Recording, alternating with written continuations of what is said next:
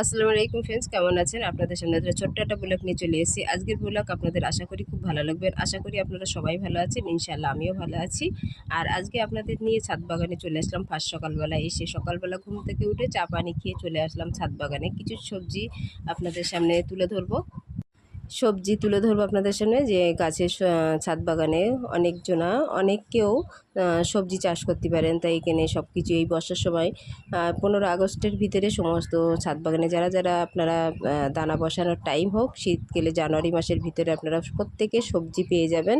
তাহলে এই 15 আগস্টে মাটি হালকা শুকাবে, বৃষ্টি হবে, তার ভিতরে চারা যদি আপনারা বার করতে পারেন, বেগুনের চারা, যে কোনো মরিচের চারা, সমস্ত সব কিছু যদি বসাতে পারেন, উচ্ছের দানা, আরও যা যা সবজি শীতকালে লাগে জানুয়ারি ফেব্রুয়ারি মার্চ মাসের ভিতরে আপনারা সমস্ত সবজি পেয়ে যাবেন।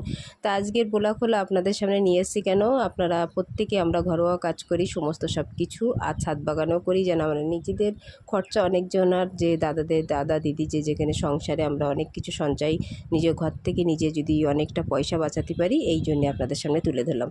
তো আজকে আমরা দেখেন আজ বাজারে প্রচুর দাম, 40-50 টাকা করে কেজি হলো বেগুনের। সেখানে আমার এখানে প্রত্যেক দিন 2-3 দিন পরে বেগুন আমি তুলি। পুঁই শাক আছে, উচ্ছে আছে, মরিচ গাছ আছে, আর অনেক অনেক ভ্যারাইটি ফল গাছও কম বেশি আছে। আর আগে অনেক ভেন্ডি, সমস্ত ছাদ বাগানে এই বর্ষার সময় আমার প্রচুর কম বেশি ইনশাল্লাহ হয়ে যায়। তা আপনাদের দাদার আমি অনেকটা সাহায্য করি। এগুলো তো বাজারে কিনতে হয় না, সকালবেলা ঘুম থেকে যদি দরকার হয় আমি ছাদ বাগানে চলে আসি, এসে আমার বাজার সেখান থেকে আমি দেখেন হারভেস্ট করে নিলাম। কিছু কিছু জিনিস লাগে, কিছু কিছু কিনতে হয়। আগে প্রচুর চাষ করতাম, শসা টসাও পাওয়া যায় সব কিছুতে। এবারে বসানোর টাইম পাইনি, এত ছাদ বাগানে ভর্তি হয়ে গিয়েছে কাজ, আর জায়গা নেই। আরও খালি করব, তার ভিতরে জানুয়ারি মাসের ভিতরে অনেক রেডি করতে হবে আমার, তার ভিতরে আমি অনেকটা তুলে ফেলবো। তাই এখানে আমার গাছ আছে, মোচা, তারপর ডয়রাকলা, এগুলো অনেক কিছুই আমার ছাদ বাগানে হয়।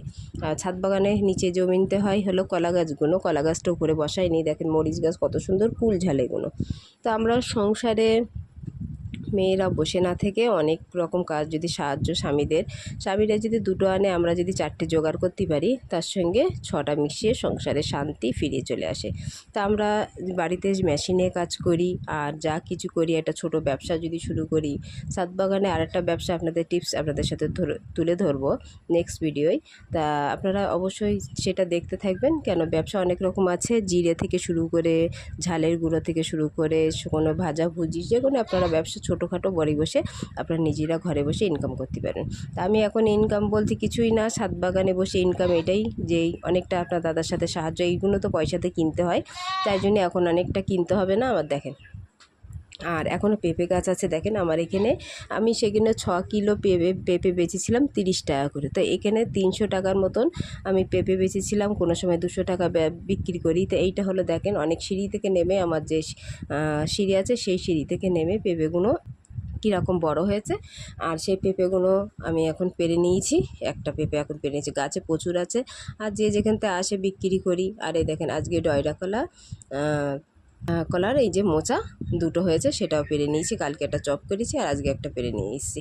তো এইভাবে আমরা দেখেন আজকের এই সবজি 2-3টে হয়ে গেল। আর গাছে দেখতে তো পাচ্ছেন কতটা পেঁপে হয়েছে, প্রচুর পেঁপে হয়েছে, আর অনেকটা বিক্রিও করা হয়ে গিয়েছে। আর এদিকে তালতলায় চলে গেলাম, গিয়ে এখানে 4 পিস 5 পিস তাল পেলাম, যে আজকে অনেক দিন পর তালের ফল আমাদের খাওয়া হয়নি, আর বাচ্চারাও খেতে চায় না, আপনার দাদা আর আমার ছেলেমেয়েরাকেও খেতে চায় না। তবু মনে করলাম তাল 3-4টে নষ্ট হয়ে গিয়েছে, এইগুলো কিছু আমি চেঁচে নেই। চেঁচে নেওয়ার পরে দেখি বছরের একটা দিন সবারই খেতে ইচ্ছা হয়। তা আপনার দাদা তাল ক্ষীর কোনো কিছুই খেতে চায় না, এগুলো একদম অপছন্দ। দাদা শুধু মাছ ভালো লাগে, আর আব্বুরা মাছের ব্যবসা করে বলে মাছ ছাড়া কিছু খেতে চায় না। তা যাই হোক, আমার ছোটোবেলাতে খাওয়া অভ্যেস, আমার মায়েরা প্রত্যেক বছরে যে এই জিনিসটা হয় সমস্ত মায়েরা, আর অনেক দিদিরাও আছে, সবাই পছন্দ করে তালের পিঠা ক্ষীর। আমি ক্ষীরটির অত পছন্দ করি না, শুধু পছন্দ করি একটু তালের বড়াটা, তাই করে নিলাম। আর এদিকে একটু রুই মাছ এনেছিল, রুই মাছের পোস্ত বাটা দিয়ে রুই পোস্ত করে নিলাম। আজকে ডাল করেছি আর রুই পোস্ত একটু করে নিলাম। করে নেওয়ার পরে চলে গেলাম, এবারে দুপুরে খাওয়া দাওয়ার পরে চলে আসলাম। বিকেলবেলা যে তালটা আমি কেকে রেখেছিলাম ফ্রিজে, আধ ঘন্টা রেখে, এখন কাঁচা তালে, প্রত্যেকের কাঁচা তালে ভালো লাগে। আমি এখানে 1 প্যাকেট সুজি এনেছি, 10 টাকার ময়দা এনেছি। আর আপনার দাদারা খেতে চায় না, কিছু শাশুড়িতে দেবো করে। আর এখানে আমি 10 টাকা সুজিয়ে নিচ্ছি, আর ময়দা নিচ্ছি 10 টাকা, আর কিছু চালের আটা ছিল সেটা অ্যাড করেছি, একটু লবণ দিয়েছি, আর চিনিগুলো দিয়ে তালগুলোই দিয়ে আমি পুরো একটু হালকা করে নরম করে নিয়েছি। নিয়ে এটা পর আমি রেখে তারপরে তালের বড়াগুলো আমি তৈরি করতে চলে গেলাম। এবার কেন এরপরে আরও কাজ আছে, সন্ধ্যাবেলা অনেক মেয়েদের কাজ থাকে, সন্ধ্যেবেলা চা পানি থেকে শুরু করে ছেলেমেয়েরা প্রাইভেটে চলে যায়, তার সঙ্গে আবার ঘরবাড়ি গোছানোরও ব্যাপার যাচ্ছে, তার ভিতরে মেয়েদের কতটা কাজ সামলাতে হয় বুঝতে তো পারছেন।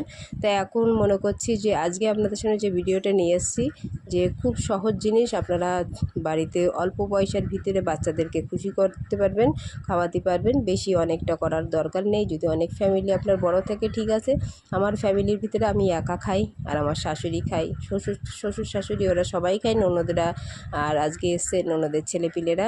তাই মনে করছিলাম যে একার জন্যই করতে গেলে কীরকম একটা বিরক্ত লাগে, তাই মনে করলাম আজকে যাই হোক একটু বেশি করে করলে তখন ওদেরকেও দিতে পারবো, নিজেও ঘুরে ফিরে খেতে পারবো।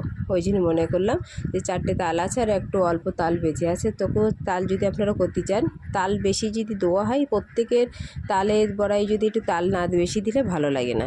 তা আমি একটু তাল বেশি দিয়ে দিলাম, দেওয়ার পরে আর একটু আমি ময়দা ছিল সেটাও দিয়ে দিলাম, দিয়ে একটু চাল ছিল সেটাও একটু অ্যাড করব। আর দেখেন, সবজি বাগান হলো আমার সবথেকে প্রিয় হলো আমার ছাদ বাগান। দেখেন আর একটু তাল দিয়ে দিচ্ছি। আর সবজি বাগান আপনারা প্রত্যেকে বাড়িতে যদি এইভাবে সঞ্চয় যদি করে দাদাদের হেল্প করতে পারেন, আর এই তালটা এক একটা কিনতে গেলে 50 টাকা পিস, তা 4টে 5টা 7টা তালে আমার ধরো 50 টাকা করে হলেই 350 টাকা হয়। সেখানে আমি 3টে নষ্ট হয়ে গিয়েছে, অনেক জায়গায় কিনে খাই, আর এই আমাদের বাড়ির সামনে আমার জায়েদের গাছ আছে, সেই গাছের থেকে আমি নিয়েছিলাম, আর নিয়ে সেটা আপনাদের সাথে তালতলায় গিয়ে সেটা আমি নিয়ে এসেছি। দুপুরবেলা পানির ভিতরে পড়েছিল, তাই তুলে নিয়ে আসলাম। আপনার দাদাকে বলে তুলে, দাদা বলছে কেউ খেতে চায় না, তুমি করবে, তা ঠিক আছে তুমি করো, তুমি একাই খাও। দাদা একটা গালে দিয়েছে, আর একটা বললাম রিকোয়েস্ট করলাম বলে আর একটা গালে দিল। যাক, খেতে চায় না, জোর জবরদস্তি করিনি, আমার ভালো লাগে খেতে, আমি সেরকম খাই না, ঘুরে ফিরে একটা দুটো করে খাই।